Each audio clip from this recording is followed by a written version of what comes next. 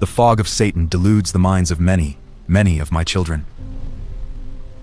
The very brightest and wisest still have deep pockets, areas of dense fog in their minds.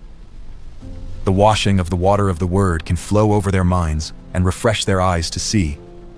Fog is temporary for most, as I burn off the dense dew with the light of my love. But years can be wasted. Some hold on to pride as if it is their only friend, but it is a friend dead set on betrayal.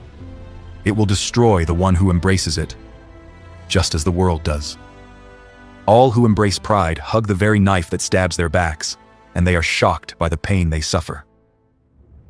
Only by lifting the dense fog of personal self-enthronement and self-righteousness can a person see their true worth and surrender their lives to me. Surrender helps lift fog. Go down to go up.